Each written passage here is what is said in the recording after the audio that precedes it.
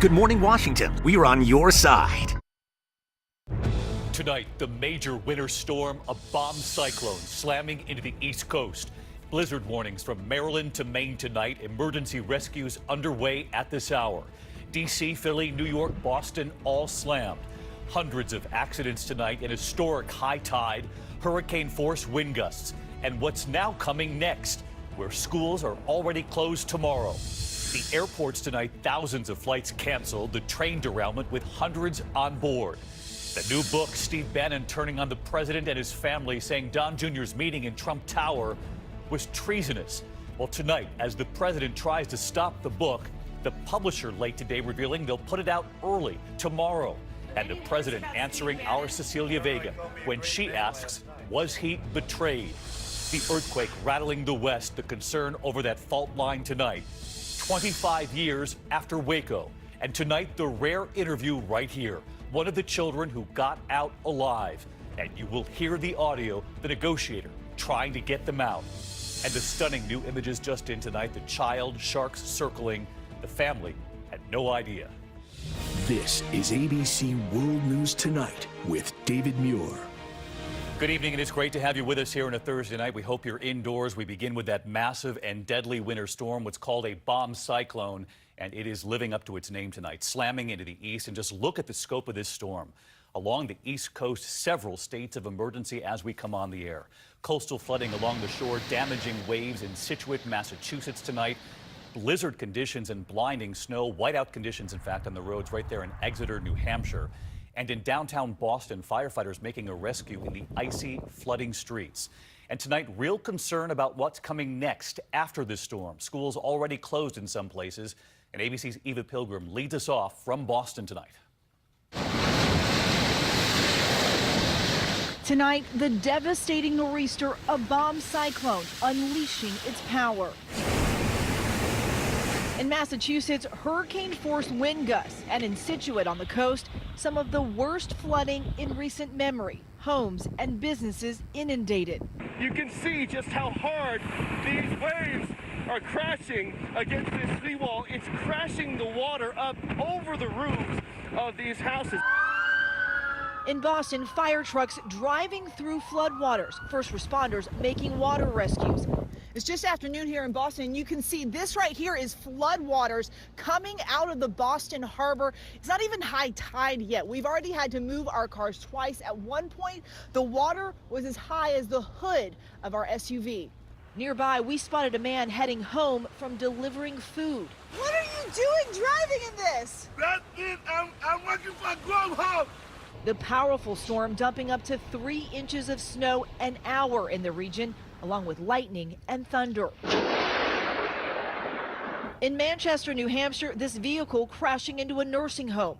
No one injured. Anyone behind the wheel risking an accident. In New York, 2 buses just collided here. Police busy using their vehicles to help push stranded drivers. The situation on the roads is dangerous. It shouldn't be underestimated. Multiple homes burning on Oak Island. The only access by boat. But with the heavy ice, firefighters forced to build a ramp and use a hovercraft instead to reach the scene. There you go, go. Overnight, sub-freezing temperatures turning roads to pure ice from Virginia to Georgia, stranding drivers for hours. Just slow down, slow down. At least 6 deaths now being blamed on this storm. Just horrific driving up and down the East Coast all day. Eva's with us live from Boston tonight. We see the mound of snow there behind you, Eva, and schools there are closed again tomorrow. That's right, David. Schools here will be closed again tomorrow. And part of the reason for that is those sub-zero temperatures that are on the backside of the storm. 700 trucks are on the roads right now. They'll be on the roads overnight to get the snow off the roads. You can see they put it into mounds like this one. The reason for that, they don't want this snow to freeze on those roads and become an even bigger headache tomorrow. David? Just a stunning sight tonight. We know New Englanders are tough. Eva, our thanks to you. And along the New Jersey coast at this hour, they have also been battered by those fierce winds, powerful waves, and concern over the power there as well. ABC's Victor Oquendo is in Asbury Park tonight. Victor. David, New Jersey Governor Chris Christie declaring a state of emergency throughout New Jersey. All of this snow creating some dangerous conditions on the roadways. The big concern is for the coastal counties. We're on the beach in Asbury Park, where the wind has been relentless all day long, at times gusting at 50 miles per hour. At times, it was difficult to stand or even see out here. David? Victor, thank you. The storm bringing air travel to a halt tonight. More than 4,000 flights canceled. The ripple effect coast to coast at this hour. And look at this. This Singapore Airlines jumbo jet bound for JFK today was actually forced to land at Stewart Airport. That's about 80 miles north in the Hudson Valley. ABC's Lindsay Davis on that part of the story. Tonight, airports throughout the Northeast are digging out the effects of this massive nor'easter, canceling or delaying thousands of flights. We're not sure if we're going to be flying out here anytime soon. We're stuck here until tomorrow night. Crews working tirelessly to clear runways and de-ice planes, even as far south as Orlando. Of the more than 4,000 flights canceled, this misery map from FlightAware shows Boston, New York City, and D.C. airports are among the hardest hit. LaGuardia and JFK airports suspending service, then closing entirely for most of the day. Sebastian Reed stranded at LaGuardia after trying to pick up a friend whose flight never arrived. It's a nightmare. Baltimore-Washington Airport received so many diverted flights, it stopped accepting international diversions, forcing already diverted planes to land at nearby D.C. airports. Railways are affected too. Amtrak reduced the number of trains operating up and down the Northeast Corridor.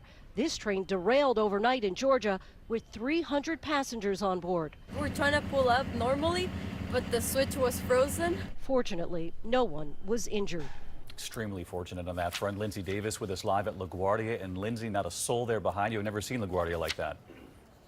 Almost surreal. It is deserted here. LaGuardia isn't expected to reopen until 11:30 tonight. JFK is expected to reopen at midnight, but we'll likely feel the effects of this storm for several more days. Already, more than 700 flights have been canceled for tomorrow, David. All right, Lindsay, hop on a flight somewhere south if you can. Thanks to you as well. Let's get right to Ginger Z. First, the storm, where it is right now, and then you have a big warning about what's coming next. Absolutely, David. Let's get right to the map to show you those streamlines you see rotating around that low. That represents how windy it still is, and obviously still snow. It is just east of the Cape, and you can see the snow shield still stretching from New Jersey up to Maine. This is a storm that was genuinely incredible. It dropped 59 millibars in 24 hours. By the way, that more than doubles the requirement for what a bomb cyclone does. What it leaves behind on top of a 17-inch snowfall, say in Lincoln, Massachusetts, is another 3 to 6 tonight. In parts of Maine, up to 8 to 12 on top of what you've already had. And here's that warning you were speaking about.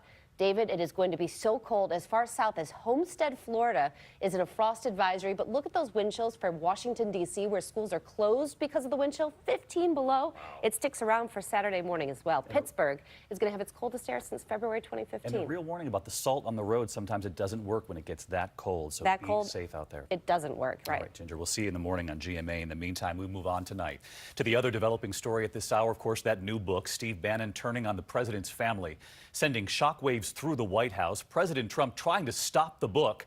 But late today, we learned the publisher will put it out early, tomorrow, in fact. And the president answering our Cecilia Vega when she asks, was he betrayed? In the White House today, we asked President Trump about his old friend, Steve Bannon. Did Steve Bannon betray you, Mr. President? Thank you very Any much. words about Steve Bannon? I don't know. He called me a great man last night, so, you know, he obviously changed his tune pretty quick. All right, thank you all very much. Thank you. I don't talk to him. I don't talk to him. I don't talk to him. That's just a misnomer. Thank you. In the past 24 hours, the president's former chief strategist did indeed take to the airwaves, lavishing praise on his old boss multiple times. The president of the United States is a great man. You know, I support him day in and day out. But the damage may already be done after that new White House book, Fire and Fury, quoted Bannon attacking the president and his children. He called Donald Trump Jr. and Jared Kushner treasonous and unpatriotic for the meeting in Trump Tower with a Russian lawyer they thought had dirt on Hillary Clinton. And he said of daughter Ivanka Trump, people suddenly realized she's dumb as a brick. Author Michael Wolff writes Ivanka and her husband even talked about her possibly running for president one day. Bannon scoffed at the prospect. From the White House, outrage. There are numerous mistakes, but I'm not going to waste my time or the country's time going page by page talking about a book that's complete fantasy and just full of tabloid gossip. And the president's legal team waged war, threatening to sue Bannon for libel and slander, writing legal action is imminent. They also demanded the book's publisher halt publication. The threat didn't seem to matter much. The release date moved up to tomorrow. The shockwaves already felt in Washington with early excerpts like this. Wolf says behind closed doors, President Trump critiqued top aides, calling his son-in-law a suck-up, senior advisor Kellyanne Conway a crybaby, and former press secretary Sean Spicer stupid. And it claims the president's advisors had concerns about his mental stability. Wolf doesn't name names, but he writes the worry among staffers, Trump's rambling and his alarming repetitions had significantly increased, and that his ability to stay focused, never great, had notably declined. Press Secretary Sarah Sanders today forced to defend the president's fitness to serve. It's disgraceful and laughable. If he was unfit, he probably wouldn't be sitting there. So let's get to Cecilia Vega live at the White House tonight. And Cecilia, the author tonight, actually thanking the president. As you mentioned, the book now being released early, in fact, tomorrow. But Cecilia, another headline from the White House today, staffers there no longer allowed to bring their personal cell phones into the West Wing. Yeah, David, well, despite all the turmoil this book has caused this administration, this personal cell phone ban has actually been in the works for some time. The White House says this is about security and complying with public records laws. They say this is not a response or a reaction to all those leaks in that book, David. All right, Cecilia Vega with us again tonight. Thank you, Cecilia. Next this evening, it is hard to believe, but it's been 25 years since Waco. The FBI facing off against members of a religious sect, the Branch Davidians. Dozens of women and children trapped inside that compound. The standoff lasting 51 days, ending when authorities moved in, and we all remember when that compound went up in flames. But before those flames, the negotiators trying to get the children out. Tonight here, the audio, and one of those children all these years later on what it was like leaving her mother behind. Dozens of federal agents are surrounding the headquarters of a religious cult. It was the worst blow the ATF has ever suffered. At least 4 federal agents and a member of a cult group are dead. That infamous deadly raid that led to a 51-day standoff. The Branch Davidian compound in Waco, Texas. Has proclaimed himself the second coming of Jesus Christ, and he's very well armed this time around. The man, of course, is David Koresh. Koresh barricaded inside with his followers. They were heavily armed and had a plan. Many shall see it and fear and trust in the name of the Lord. It's all a part of the apocalyptic theory that gives them salvation. They're gonna try to make you kill them. Inside, there were more than 30 women and dozens of children, and the audio of the negotiators trying to convince them that the children should be freed. You're telling me the children are innocent, but yet you want to keep them in there? Look, What is the purpose for that? Hey, none of your business. You people just are so arrogant, so proud, and so foolish. Of course, the main focus was on the children. Negotiators convinced Koresh to release some of the children. We got 6 children out the first day. He says he will release more children 2 by 2. A total of 10 children have been released from the compound. Joanne Vega was just 6 years old. Her mother still in the compound. She asked David if she could go, and he said no, because he only was gonna let the children out. And tonight, Joanne now. She packed, what little I had. She wrote a note to my sister. She said her goodbyes. It was the last time she would see her mother alive. Her sister, at the time, waiting for her. That was like the only time I felt safe through the whole thing, is when I saw my sister for the first time. Most children were sent to shelters, and a team of trauma specialists were waiting. While we watched them, we learned a lot about the belief system of the Davidians. If you like shooting us in the head, why don't I shoot you in the head? They would have these songs they would sing, consistent with this final apocalyptic event. Younger kids would draw a picture of the compound with fire coming out of it, and I would say, "What's that?" And they go, "That's none of your business. You'll find out." And it would come. It was just after noon today in Waco when first the smoke and then suddenly the flames made it clear that something horrible was happening.